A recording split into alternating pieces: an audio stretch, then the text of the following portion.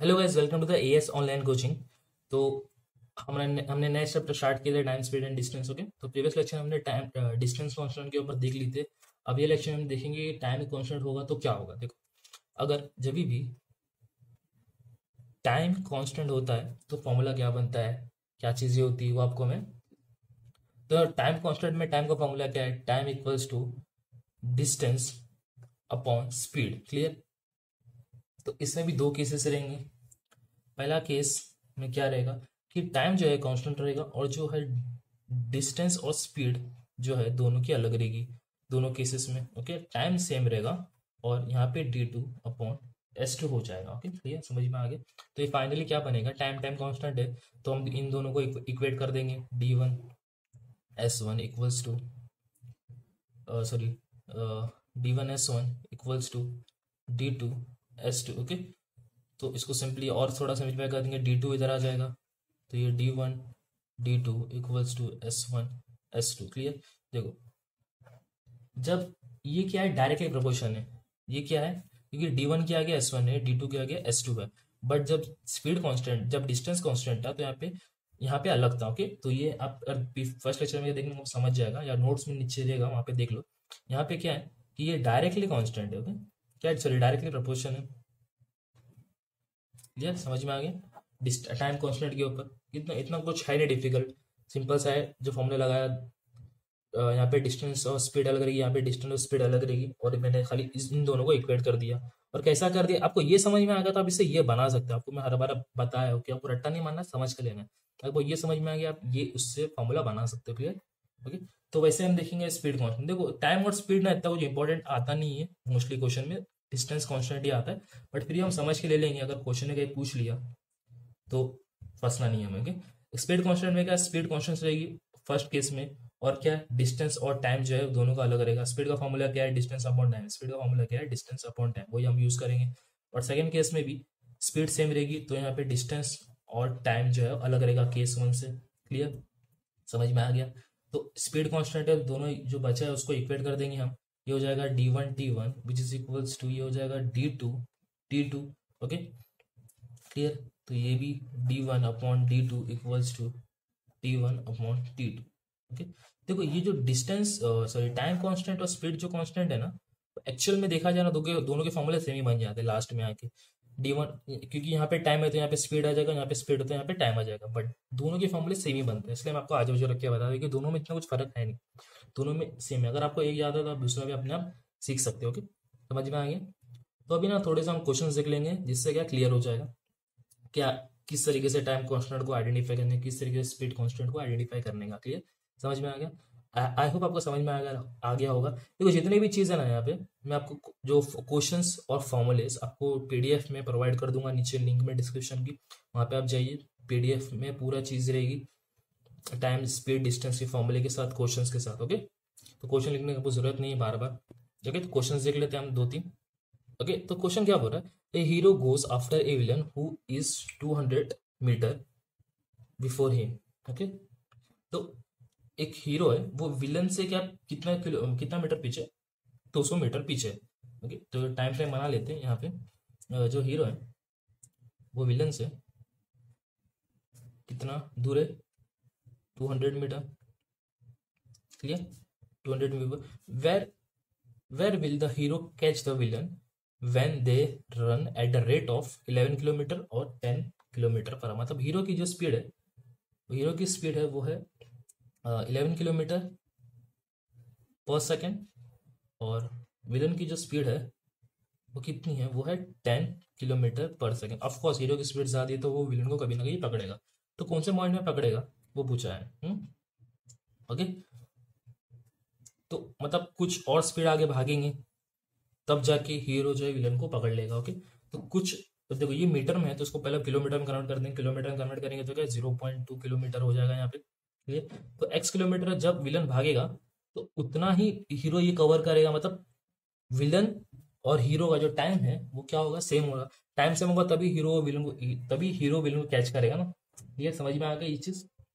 अगर time same होगा hero villain का तो ही तो तो ही तो हीरो कैच करेगा विलन को। क्लियर, ये चीज समझ में आ गई आपको। ओके, तो देखो केस वन जो है वो हीरो के ऊपर है कि देखो टी इक्वल्स टू टाइम क्या है उसका, मतलब टाइम कांस्टेंट रहेगा तो क्या डिस्टेंस अपॉन टाइम, तो डिस्टेंस क्या है हीरो का विलन के बीच में,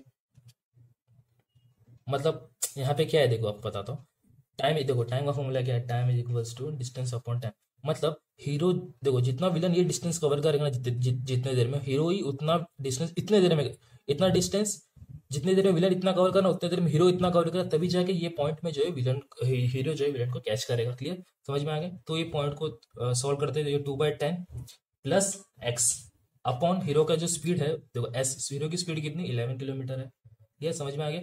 और जो सेकंड केस है केस टू क्या बोल रहा है कि टाइम इक्वल्स टू विलन, कि विलन तो अभी इतना ही भागने का ना विलन, क्योंकि विलन ऑलरेडी 200 किलोमीटर आगे, तो क्या हो जाएगा x x plus sorry x upon time, क्योंकि डिस्टेंस अब विलन एक्स किलोमीटर ही भागेगा, जितना टाइम विलन को लगेगा ना एक्स किलोमीटर भागने के लिए उतना ही टाइम हीरो को लगेगा इतना भागने के लिए, तभी जाके हीरो जो है विलन को कैच करेगा। क्लियर, समझ में आएगा। दोनों का टाइम कांस्टेंट है तो सामने सामने रख दो इक्वेशन को, तो ये हो जाएगा तो जो क्रॉस मल्टीप्लाई कर देंगे तो क्रॉस मल्टीप्लाई ऊपर से कर देंगे तो ये हो जाएगा 10x अपॉन 100।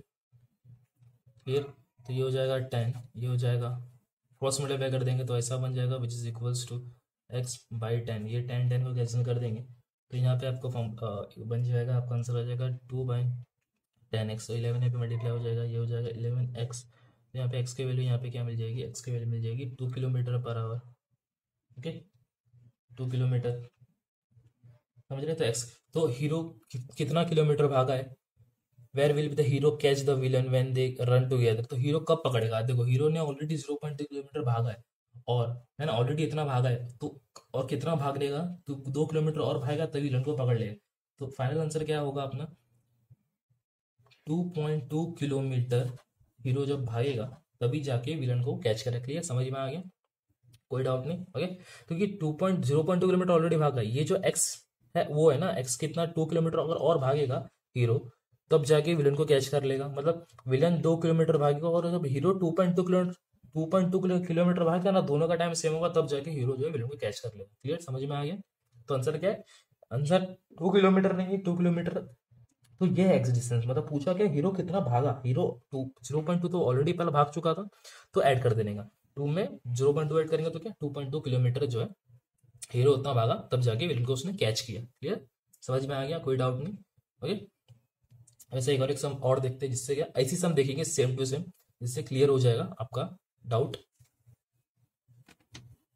ओके, तो नेक्स्ट क्वेश्चन क्या पर है, A goes after B who is at 210 metre, 210 metre जो है पीछे बी ए बी से before him, where where will A catch the B when they run at the rate of 12 kilometre और 11 kilometre. Okay, तो पीछे वाले जैसा, ये हीरो विलन के जैसा।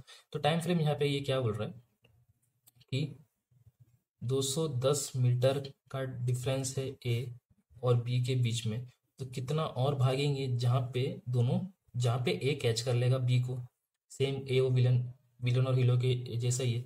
तो रेट भागना कितना है, ए का 12 किलोमीटर पर आवर की स्पीड में भागने का रेट है। ओके, और बी का रेट क्या है 11 किलोमीटर। तो ऑफकोर्स ए कभी ना कभी पकड़े, क्योंकि ए की स्पीड ज़्यादा है बी से, kilometre per hour. Clear, okay. तो ये जो 2.10 है उसको हम मीटर में कन्वर्ट, किलोमीटर में कन्वर्ट कर देंगे। तो किलोमीटर में कन्वर्ट करेंगे कि इसको 2 मीटर को, तो which is equals to 0.2 kilometre. Okay, okay, metre को मैंने किलोमीटर में कन्वर्ट कर दिया। तो पूछा क्या है कि कब जो है, क्योंकि देखो टाइम सेम होगा तभी जाके ए कैच करेगा ना बी को, मतलब क्या है टाइम कांस्टेंट है, इसका मतलब कि टाइम सेम होना चाहिए ना ए और बी का। अगर जितना टाइम में देखो बी इतना भागेगा ना, उतना ही सेम टाइम होगा ए का इतना भागने का। ओके, जितना टाइम बी लेगा ना इतना भागने का, उतना ही टाइम ए लेगा इतना भागने का, तभी जाके ए जो है वो बी को कैच कर लेगा। फिर ये समझ में आ गया। तो इसका मतलब क्या है कि ये टाइम कांस्टेंट का है। देखो इस तरीके से आपको ना कांस्टेंट जो है, टाइम कांस्टेंट आपको आपको आइडेंटिफाई करना है। ओके, क्लियर, समझ में आ गया। टाइम कांस्टेंट किस तरीके से आप आइडेंटिफाई करोगे। ओके,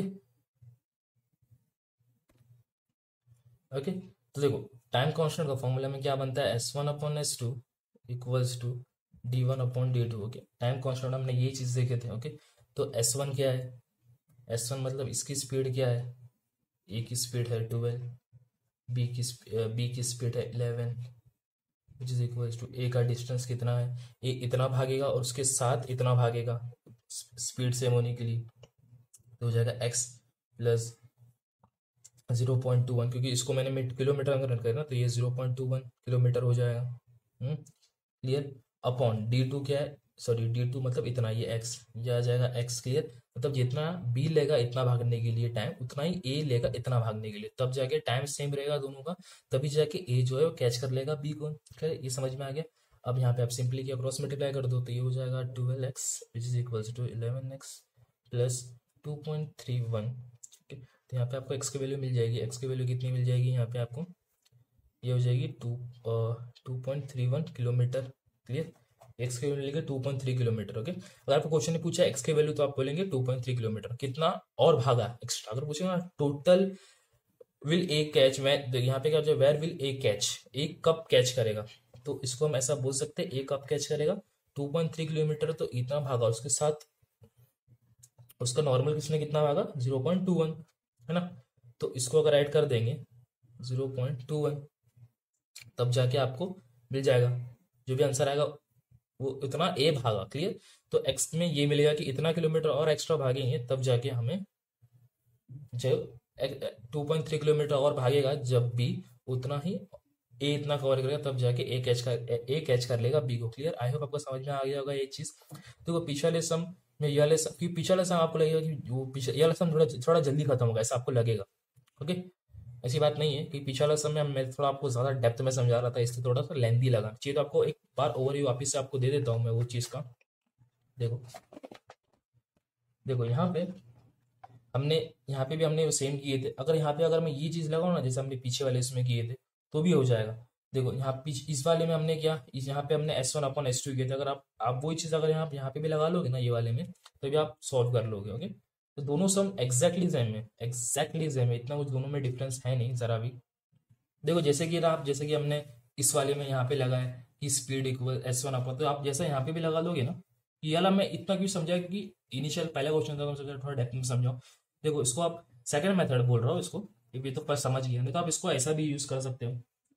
देखो ऐसा मान, यहाँ पे 2 किलोमीटर आंसर है ना, तो यहाँ पे S1/S2 जो टाइम कॉन्स्टेंट का फॉर्मूला है अपने पास, वो D1/D2 है ना।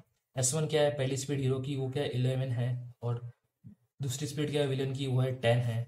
डिस्टेंस कितना कवर करेगा hero, 0.2 plus x, 0.2 plus x upon villain कितना कवर करेगा, एक्स कवर करेगा। ओके, क्रॉस मल्टीप्लाई कर देंगे, ये हो जाएगा 11x is equals to 2 plus 2x, sorry 10x। Clear. तो यहाँ पे कितना आ जाएगा, x equals to 2 kilometre. Clear. देखो डायरेक्ट आ गया, x इक्वल्स टू 2 किलोमीटर। तो आप ऐसा करो या तो ऐसा करो, आपको दोनों तरीके जो है, दोनों मेथड जो है बता दिया हो आपको।